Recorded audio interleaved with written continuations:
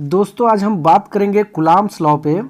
मैं आपको बताऊं कि चार्जेज के बीच जो फोर्स लगता है वो जब लाइक चार्जेज होते हैं तो रिपल्सन का लगता है, जब अनलाइक चार्जेज होते हैं तो अट्रैक्शन का। आप देख सकते हैं प्लस प्लस है तो दोनों एक दूसरे को रिपेल करेंगे, माइनस माइनस अगर चार्जेज हैं तो दोनों एक दूसरे को रिपेल करेंगे, लेकिन एक चार्ज प्लस है और एक चार्ज माइनस है तो दोनों एक दूसरे को अट्रैक्ट करेंगे। तो चार्जेज पे फोर्स किस डायरेक्शन में लगेगा, कब अट्रैक्शन होगा कब रिपल्सन होगा, ये तो हम लोग जानते हैं, लेकिन उस फोर्स का मैग्नीट्यूड कितना होगा इसको बताने के लिए जो लॉ आया वो कूलम्ब साहब की तरफ से आया। चार्जेज के बीच के फोर्स को इलेक्ट्रिक फोर्स कहा जाता है। इस फोर्स का वैल्यू बताने वाला लॉ जो है, इस फोर्स का मैग्नीट्यूड बताने वाला लॉ जो है कूलम्ब साहब की तरफ से आया, इसलिए इसको कूलम्ब फोर्स भी कहते हैं। लेकिन कूलम्ब साहब ने जो लॉ दिया चार्जेज के बीच लगने वाले फोर्स को लेकर, वो कुछ कंडीशन के साथ दिया। उन्होंने स्टैटिक चार्जेज के बीच लगने वाले फोर्स के लिए लॉ दिया। मूविंग चार्जेज के लिए आप उनका लॉ अगर अप्लाई करेंगे, उनका फॉर्मूला अगर अप्लाई करेंगे तो वो फॉर्मूला प्रैक्टिकल वैल्यू से थ्योरेटिकल वैल्यू जो आएगा वो डिफर कर जाएगा। यानी कूलम्ब साहब ने स्टैटिक स्टेशनरी चार्जेज के बीच लगने वाले फोर्स के लिए फॉर्मूला दिया, इसलिए उस फोर्स को इलेक्ट्रोस्टैटिक फोर्स भी बोलते हैं।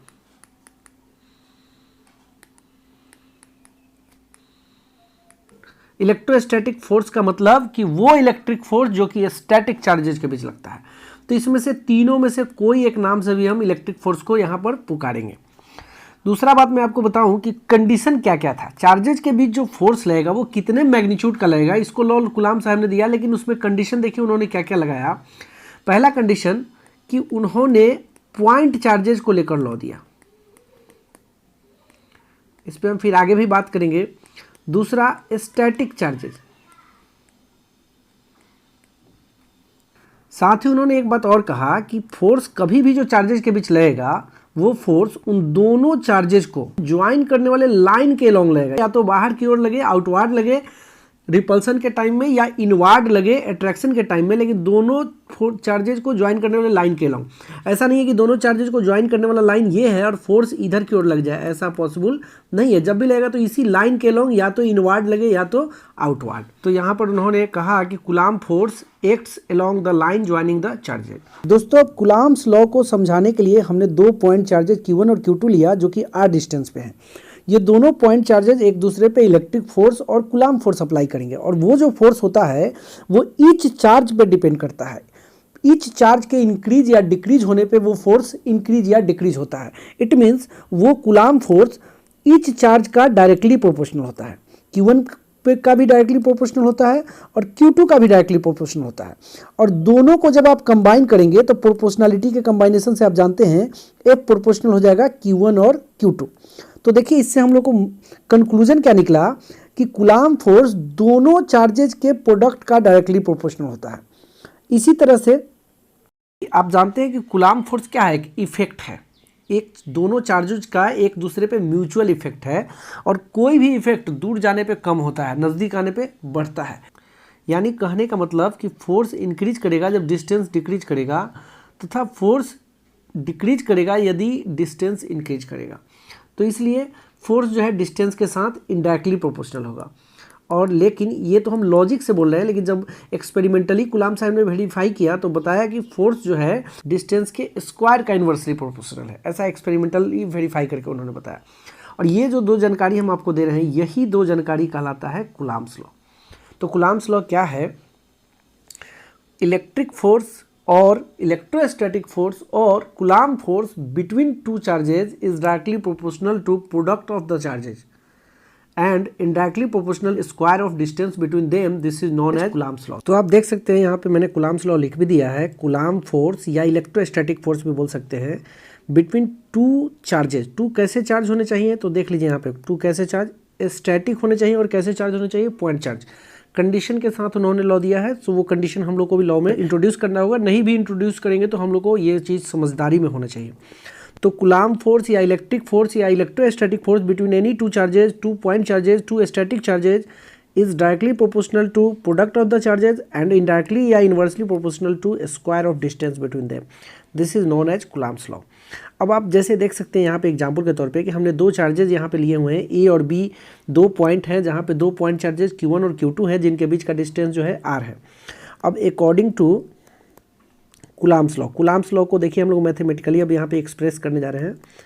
तो देखिए कुलाम्स लॉ के अकॉर्डिंग दो चार्जेज के बीच लगने वाला इलेक्ट्रिक फोर्स चाहे अट्रैक्शन का हो चाहे रिपल्सन का हो, वो फोर्स कुलाम्स लॉ के अकॉर्डिंग दोनों चार्जेज के प्रोडक्ट का डायरेक्टली प्रोपोर्शनल होगा और दोनों चार्जेज के बीच के डिस्टेंस के स्क्वायर का इनडायरेक्टली प्रोपोर्शनल होगा। इसको हम लोग फर्स्ट मानेंगे और इसको सेकंड मानेंगे। अब प्रोपोर्शनलिटी का जो कंबाइनेशन हम लोग करते हैं उसके अकॉर्डिंग जब दोनों को हम लोग कंबाइन करेंगे तो हो जाएगा F proportional Q1 Q2 by R square. फिर हम लोग प्रोपोर्शनलिटी का साइन हटा के यहाँ पे इक्वल का साइन देने के लिए प्रोपोर्शनलिटी कांस्टेंट को इंट्रोड्यूस करेंगे तो F इज इक्वल टू हो जाएगा K into Q1 Q2 by R square. तो आप देख सकते हैं कि यह जो प्रोपोर्शनलिटी कांस्टेंट है इसको कूलम्ब कांस्टेंट या फिर इलेक्ट्रोस्टैटिक फोर्स कांस्टेंट कहते हैं और ये डिपेंड करता है दोनों चार्जेस के बीच के मीडियम के परमिटिविटी पे। अगर चार्जेज के बीच एयर या वैक्यूम है तो K का वैल्यू 1/4πε0। तो इस हिसाब से अब देखिए फोर्स का क्या फार्मूला हो जाएगा, F इज इक्वल टू हो जाएगा 1/4πε0 into Q1 Q2 by R square. यही एयर और वैक्यूम में दो पॉइंट चार्जेज के बीच लगने वाले कूलम्ब फोर्स का एक्सप्रेशन है। और यहाँ पर आप जानते हैं कि 1/4πε0 का वैल्यू मैं पहले ही बता चुका हूँ 9 × 10⁹ और यूनिट आप इसका देख सकते हैं न्यूटन और ये मीटर स्क्वायर और यहाँ पे बाई कूलम्ब स्क्वायर हो जाएगा।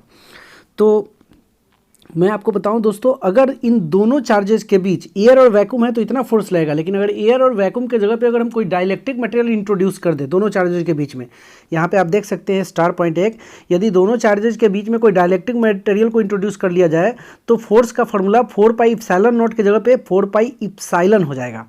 आप देख सकते हैं इप्साइलन यहाँ पे कौन है, परमिटिविटी है। आप इस फॉर्मूला को जरा ध्यान से देखिएगा, अगर इप्साइलन का वैल्यू इंक्रीज करेगा तो फोर्स का वैल्यू डिक्रीज करेगा। तो यहाँ पे हम लिख भी दे रहे हैं, तो कूलम्ब फोर्स क्या होगा, डिक्रीज करेगा। एक चीज़ और कि इस फोर्स को थोड़ा सा और हम लोग यहाँ पे चेंज करेंगे, आप पढ़े होंगे F इज इक्वल टू 1/4πε0 आपको पढ़ाया गया है इप्साइलन इज इक्वल टू होता है ε0 तो उस फॉर्मूला को यहाँ पे इंट्रोड्यूस करेंगे into Q1 Q2 by R square. इसको हम लोग मान लेंगे सेकेंड। और ऊपर में देखिए जो एयर मीडियम में जो फोर्स का जो फॉर्मूला आया है इसको हम लोग मान लेते हैं फर्स्ट। और यहाँ पे एयर का फोर्स है इसलिए इसको F ना बोलकर F0 बोल देते हैं। अब हम फर्स्ट में सेकेंड से डिवाइड करेंगे, अप्लाई फर्स्ट बाई सेकेंड। तो आप देख सकते हैं F0 by F is equal to 1/4πε0 Q1 Q2 by R square और यहाँ पे नीचे में 1/4πε0 into Q1 Q2 by R square. आप देख सकते हैं ये 1/4πε0 कैंसिल हो जाएगा, Q1 Q2 by R square, Q1 Q2 by R square cancel हो जाएगा, तो ये इक्वल हो जाएगा 1/1/ε0। तो इज इक्वल टू εr। तो आप देख सकते हैं F0 by F is equal to εr। εr क्या है, रिलेटिव परमिटिविटी। तो यहाँ पे आपने एक चीज़ और सीखा कि एयर मीडियम में दो चार्जेज के बीच का फोर्स और डाइलेक्ट्रिक मीडियम में दो चार्जेज के बीच के फोर्स के रेशियो को रिलेटिव परमिटिविटी कहा जाता है। ये चीज़ वहाँ पर भी सिखाया हुआ है। आप देख सकते हैं F0 इज इक्वल टू हो जाएगा εr F। उसी तरह से F इज इक्वल टू हो जाएगा F0 बाई εr। कहने का मतलब कि दो चार्जेज के बीच में जब हम डाइलेक्ट्रिक मटेरियल इंट्रोड्यूस करते हैं, यहाँ पे आप देख सकते हैं कि डाइलेक्ट्रिक मटेरियल इंट्रोड्यूस करने पे दो पॉइंट चार्जेज के बीच का जो फोर्स होता है वो फोर्स एयर मीडियम के टाइम का जो फोर्स होता है उस फोर्स का 1/εr टाइम्स हो जाता है। यानी एयर मीडियम के फोर्स से डाइलेक्ट्रिक डालने पर electric force coulomb force decrease कर जाता है। वो चीज़ आप मैथमेटिकली भी देख लीजिए for any dielectric material.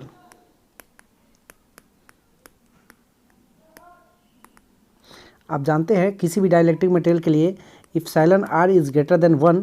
εr की जगह पे देखिए हम क्या लिख सकते हैं, εr की जगह पे यहाँ पे देख लीजिए εr की जगह पे हम लिख सकते हैं F0 बाई F। तो यहाँ पे देखिए लिखेंगे F0 by F greater than 1, इसलिए F not is greater than F. F not का मतलब हुआ एयर मीडियम का फोर्स ज़्यादा होता है और डाइलेक्ट्रिक मटेरियल जब इंट्रोड्यूस करते हैं तो फोर्स कम होता है, यानी डाइलेक्ट्रिक मटेरियल इंट्रोड्यूस करने पे दो चार्जेस के बीच फोर्स जो है, कूलम्ब फोर्स जो है क्या हो जाता है, डिक्रीज कर जाता है। अब जानते हैं कि परमिटिविटी का वैल्यू एयर मीडियम के लिए सबसे मिनिमम होता है। तो जब इप्सिलॉन नॉट यहाँ पे मिनिमम है तो यहाँ पे फोर्स जो है मैक्सिमम होता है, यानी दो चार्जेज के बीच मैक्सिमम फोर्स किस मीडियम में लगता है, एयर मीडियम में। बाकी किसी मीडियम में एयर और वैक्यूम के रिलेटिव कम फोर्स लगता है दो चार्जेज के बीच। दोस्तों अब हम कुछ टिप्स पे बात करेंगे और उसके बाद लास्ट में हम आपको कुछ न्यूमेरिकल बताएंगे। सबसे पहला टिप्स मैं बताऊं कि जब कभी भी हम लोग कूलम्ब फोर्स निकालते हैं तो उसमें जो Q1 Q2 चार्ज है, यहाँ पर हम लोग चार्ज का मैग्नीट्यूड लिखते हैं, चाहे वो चार्ज पॉजिटिव हो चाहे निगेटिव, क्योंकि चार्ज के निगेटिव पॉजिटिव होने से फोर्स पे कोई फर्क नहीं पड़ता है, निगेटिव पॉजिटिव होने से फोर्स के डायरेक्शन पे फर्क पड़ता है, जो कि लाइक चार्जेज के लिए रिपल्सन और अनलाइक चार्जेज के लिए अट्रैक्शन के अकॉर्डिंग उसको डिसाइड कर लेते हैं।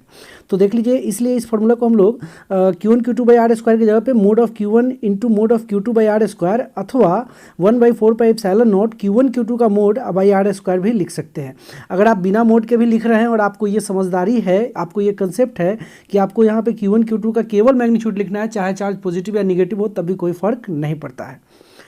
दोस्तों अब हम बात करेंगे टिप नंबर 2 पे। आप देखिए दो चार्जेस हैं Q1 Q2, अगर फोर्स ऑफ अट्रैक्शन लग रहा है इनमें तो फोर्स इनवर्ड फोर्स लगेगा, Q1 पे Q2 फोर्स लगाएगा तो 1 पे जो 2 फोर्स लगाएगा उसको F12 बोलेंगे और Q2 पे Q1 जो फोर्स लगाएगा उस फोर्स को F21 कहेंगे। फिर उसी तरह से अगर रिपल्सन होता तो Q1 पे Q2 किधर फोर्स लगाता, आउटवर्ड, तो आप देख सकते हैं कितना फोर्स होता है ये F12, और उसी तरह से Q2 पे Q1 लगाता बाहर की ओर तो यहाँ पे इसको बोलते हैं F21।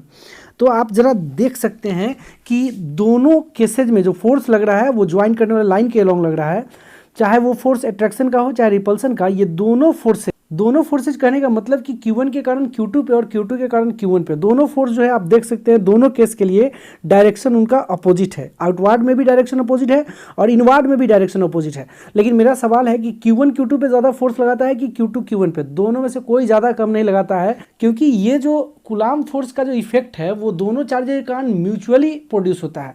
इसलिए दोनों में से कोई चार्ज किसी दूसरे चार्ज पे ज़्यादा कम फोर्स नहीं लगाता है, बल्कि इक्वल फोर्स लगाता है, लेकिन डायरेक्शन में यह फोर्स अपोजिट होता है। तो आप जिसको यहाँ पे देखिए F12 Q1 पे Q2 के द्वारा फोर्स और F21 Q2 पे Q1 के द्वारा फोर्स, ये दोनों मैग्नीट्यूड में क्या होंगे, इक्वल, और इसी इक्वल मैग्नीट्यूड को हम लोग F बोल के 1/4 pi epsilon naught Q1 Q2 by R square लिखते हैं। लेकिन ये दोनों फोर्स आप डायरेक्शन में देख सकते हैं अपोजिट होता है। यही कारण है कि जब हम वेक्टर फॉर्म में यहाँ पे केवल मैग्नीट्यूड लिखे तो ये इक्वल हुआ, लेकिन जब वेक्टर फॉर्म में यानी मैग्नीट्यूड के साथ डायरेक्शन को हमने इंट्रोड्यूस कर लिया तब यहाँ पे माइनस देना पड़ा, क्योंकि दोनों चार्जेस के द्वारा एक दूसरे पर लगे फोर्स का डायरेक्शन देख लीजिए अपोजिट है रिपल्सन के केस में भी और यहाँ पर अपोजिट है अट्रैक्शन के केस में भी। इसीलिए देखिए यहाँ पे मैंने लिख दिया है two charges exert equal and opposite forces on each other. दोस्तों अब हम बात करेंगे टिप नंबर 3 पे। मैं आपको बताऊं कि कूलम्ब फोर्स जो है पॉइंट चार्जेज के लिए अप्लीकेबल है। यहाँ पर अगर पॉइंट चार्ज है तो आप इजीली कूलम्ब फोर्स का फॉर्मूला यहाँ पे 1/4 पाई एप्सिलॉन नॉट यहाँ पे Q1 Q2 by R square दे सकते हैं। लेकिन अगर चार्ज का डिस्ट्रीब्यूशन पॉइंट ना होकर इरेगुलर डिस्ट्रीब्यूशन हो फाइनाइट साइज के ऑब्जेक्ट पे, जैसे यहाँ पे आप देख सकते हैं यहाँ पे Q1 हो और यहाँ पे Q2 हो, तो बताइए आप डिस्टेंस कहाँ से कंसिडर करेंगे, यहाँ से डिस्टेंस लेंगे या यहाँ से यहाँ लेंगे? यहाँ पर आपके लिए डिस्टेंस डिसाइड करना पॉसिबल नहीं होगा दोनों चार्जेस के बीच, और इवन आप चार्जेस को पॉइंट भी नहीं कंसीडर कर सकते, कहाँ पे इनका सेंटर ऑफ चार्ज होगा ये भी आपसे डिसाइड नहीं होगा। इसलिए ऐसे केस में आप कूलम्ब फोर्स का फॉर्मूला अप्लाई नहीं कर पाएंगे। लेकिन यदि चार्ज का डिस्ट्रीब्यूशन सिमेट्रिक हो, वैसे केस में उस सारे चार्ज को हम एक पॉइंट पे सेंट्रलाइज मान सकते हैं, और ऐसा केवल होता है स्फेरिकल बॉडी के लिए।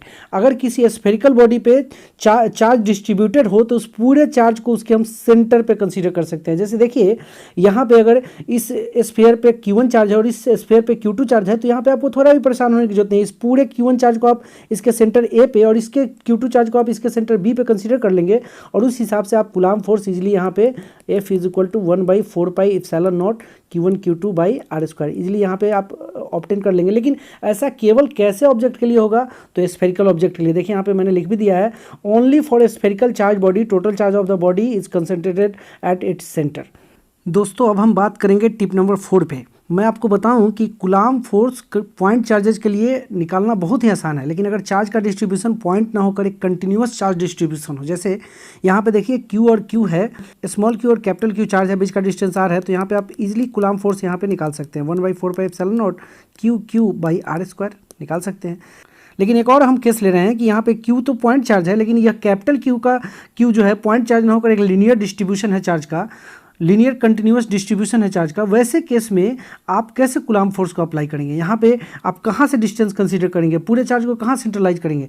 तो ऐसे केस में हम क्या करते हैं कि इस पूरे चार्ज डिस्ट्रीब्यूशन में से एक स्मॉल एलिमेंट ले लेते हैं और उस स्मॉल एलिमेंट के चार्ज को स्मॉल मान लेते हैं। अगर टोटल चार्ज क्यू है तो स्मॉल चार्ज डी क्यू हो जाएगा, और यहाँ से यहाँ डिस्टेंस जो है हमने आर ले लिया। अब हम लोग जो फोर्स निकालते हैं तो यहाँ पे टोटल फोर्स नहीं होगा, पूरे चार्ज बॉडी के बीच का फोर्स नहीं होगा, बल्कि उसके स्मॉल एलिमेंट के साथ।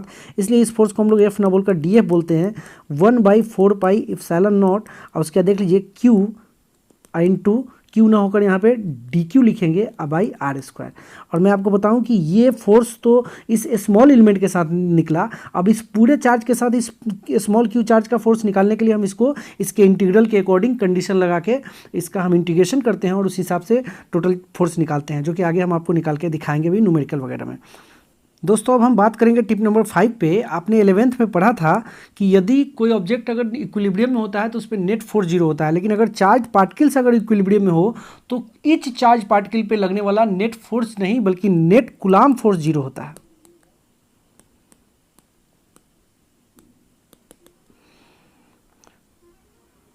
अब देखिए इस चार्ज के इक्विलिब्रियम से रिलेटेड एक थ्योरम भी यहाँ पे मैं आपको बताऊंगा।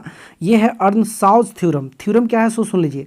The equilibrium of a charge particle under the action of Coulomb force alone never be stable. यानी कहने का मतलब कोई भी चार्ज पार्टिकल अगर इक्विलिब्रियम में हो, वैसा इक्विलिब्रियम जिसमें केवल उस पर कूलाम्ब फोर्स लग रहा हो, बाकी दूसरे नेचर का फोर्स नहीं लग रहा हो, वैसे केस में उसका इक्विलिब्रियम जो है स्टेबल ना होकर अनस्टेबल होता है। अनस्टेबल और स्टेबल इक्विलिब्रियम क्या है समझ लीजिए। जैसे देखिए यहाँ पे सिंपल पेंडुलम आपका जानते हैं ये मीन पोजीशन या इक्विलिब्रियम पोजीशन कहलाता है या इक्विलिब्रियम कहलाता है। अगर इस सिंपल पेंडुलम को आप किसी एक साइड लेकर जाके छोड़ेंगे तो ये वापस अपने मीन पोजीशन, वापस अपने इक्विलिब्रियम पोजीशन में आएगा, और ऐसे इक्विलिब्रियम को कहा जाता है स्टेबल इक्विलिब्रियम। लेकिन आप अगर किसी चार्ज पार्टिकल जो कि इक्विलिब्रियम में होगा, कूलाम्ब फोर्स लगने वाला, उस पर नेट कूलाम्ब फोर्स 0 होगा, वैसे केस में अगर उस चार्ज पार्टिकल को आप उसके पोजीशन से डिस्प्लेस करेंगे और उसके बाद रिलीज करेंगे तो फिर वो अपने इक्विलिब्रियम वाले पोजीशन पे नहीं आएगा। यही कारण है कि चार्ज पार्टिकल का जो इक्विलिब्रियम होता है उस इक्विलिब्रियम को हम लोग स्टेबल ना मानकर अनस्टेबल मानते हैं, यदि वो इक्विलिब्रियम केवल कूलाम्ब फोर्स के कारण हो रहा हो। तो देखिए एक बार फिर से थ्योरम देख लीजिए। The equilibrium of a charge particle under the action of Coulomb force alone can never be stable. Never be stable means can be unstable. दोस्तों अब हम बात करेंगे टिप नंबर 6 पे। मैं आपको बताऊं कि यदि दो चार्जेस हैं Q1 और Q2 और इनके बीच में अगर फोर्स लग रहा है 20 न्यूटन, तो इन दोनों चार्जेज के सराउंडिंग में अगर कोई भी दूसरा चार्ज अवेलेबल है, जैसे यहाँ पे Q3 चार्ज है, यहाँ पे इसके नेबर में अगर एक चार्ज Q4 हो, यहाँ पे Q5 हो, यहाँ पे Q6 हो, तो मैं आपको बता दूं कि इन दो चार्जेज के बीच में जो फोर्स लग रहा है वो फोर्स पे इन सराउंडिंग या नेबरिंग चार्जेज का कोई इफेक्ट नहीं है। अगर बगल अगल में कोई नए चार्ज आ गए तब भी इन दोनों चार्जेज के बीच का फोर्स जो है अब भी 20 न्यूटन ही रहेगा। It means coulomb force between two charges does not depend upon neighbouring charges. तो दोस्तों टिप्स यहीं तक। अब आपके बीच हम कुछ न्यूमेरिकल रखेंगे। तो देखिए दोस्तों ये पहला न्यूमेरिकल आपके बीच हम रख रहे हैं। Coulomb force between 2 point charges in air medium is 80 Newton. तो देखिए सबसे पहले हम लोग क्वेश्चन को कभी भी बनाएंगे तो उस क्वेश्चन को दोस्तों कभी भी हम लोग क्वेश्चन बनाएंगे तो कोशिश करेंगे सबसे पहले क्वेश्चन को विजुअलाइज कर दें, यानी जो क्वेश्चन टेक्स्ट में है उसको हम लोग इमेज में कन्वर्ट करें, क्योंकि इमेज में हमारे लिए समझना बहुत आसान होता है। तो देखिए दो चार्जेस हैं, इनके बीच फोर्स कितना लग रहा है देख लीजिए 80 न्यूटन। लेकिन ये फोर्स कब लग रहा है जब इनके बीच एयर है, तो एयर के टाइम के फोर्स को हम लोगों ने F0 बोल दिया। अब देख सकते हैं यहाँ पे बोल रहा है कि if a dielectric material is filled between the charges then the force becomes 16 newton. तो आप देख सकते हैं यहाँ पे Q1 Q2 के बीच में अगर डाइलेक्ट्रिक डाल दिया तो फोर्स हो गया 16 न्यूटन। देन हमसे पूछ क्या रहा है सुन लीजिए, परमिटिविटी ऑफ द डाइलेक्ट्रिक। तो यहाँ पर ये एयर मीडियम के टाइम का फोर्स है F0 और डाइलेक्ट्रिक जब फील कर दिया गया तब का फोर्स है F। तो देखिए हम यहाँ पे डिवाइड करेंगे F0/F। तो आप जानते हैं F0 कितना है 80 न्यूटन और F कितना है 16 न्यूटन, तो ये हो जाएगा 5। आपने पढ़ा था कि epsilon R is equal to F naught by F. तो epsilon R is equal to F naught by F कितना है 5, यानी उस मटेरियल का रिलेटिव परमिटिविटी कितना हो गया, इप्साइलन आर 5 हो गया। लेकिन हमसे रिलेटिव परमिटिविटी ना पूछकर हमसे परमिटिविटी पूछा है। तो देखिए permittivity epsilon is equal to आप पढ़े हुए हैं epsilon naught into epsilon R. Epsilon naught होता है 8.85 इंटू 10 टू द पावर -12 और इप्साइलन आर आया है 5। तो आप मल्टीप्लाई करेंगे तो ये आएगा 44.25 into 10 to the power -12 farad per metre. तो यही आंसर हो गया इप्साइलन इज इक्वल टू। कहता है if distance between two equal point charges is doubled. कहता है दो इक्वल पॉइंट चार्जेज के बीच का डिस्टेंस डबल कर दिया जाए and their individual charges are also doubled, और ये इंडिविजुअल चार्जेज को भी डबल कर दिया जाए तो उनके बीच के फोर्स पे क्या इफेक्ट होगा। तो देखिए हम सबसे पहले दो इक्वल चार्जेज हैं, क्यू और दूसरा भी क्यू, बीच का डिस्टेंस आर है। तो बताइए पहले यहाँ पे फोर्स क्या होगा, 1/4 pi epsilon naught Q into Q by R square. तो ये इक्वल हो जाएगा F is equal to 1/4 pi epsilon naught Q square by R square. इसको हम लोग फर्स्ट मान लेंगे। और आप देख सकते हैं कहता है कि क्यू और क्यू, कहता है कि दोनों के बीच का डिस्टेंस जो है डबल कर दिया जाए। तो डिस्टेंस आर है तो इस बार डिस्टेंस हो गया 2r, और कहता है कि इंडिविजुअल चार्जेज को भी डबल कर दिया जाए, यानी 2q कर दिया जाए क्यू के जगह पे। तब बताइए कूलम्ब फोर्स कितना हो जाएगा यहाँ पे, F is equal to 1/4 pi epsilon naught 2q into 2q into R square, यानी कि 2r इंटू 2r। 2 से 2 कैंसिल हो जाएगा, ये हो जाएगा 1/4 pi epsilon naught Q square by R square. यहाँ पे F1 बोल देते हैं शुरू वाले केस के लिए और इसको F2, इसको इक्वेशन सेकेंड। आप देख सकते हैं F1 और F2 को दोनों चार्जेस के बीच लगने वाले फोर्स में कोई फर्क नहीं पड़ा, इसलिए हम लोग जवाब क्या लिखेंगे, the force between the charges will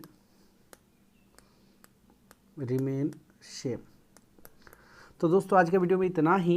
video अच्छा लगा हो तो लाइक शेयर कमेंट जरूर कीजिए, और पहली बार मेरे चैनल पे हैं तो चैनल को सब्सक्राइब करना बिल्कुल नहीं भूलिए।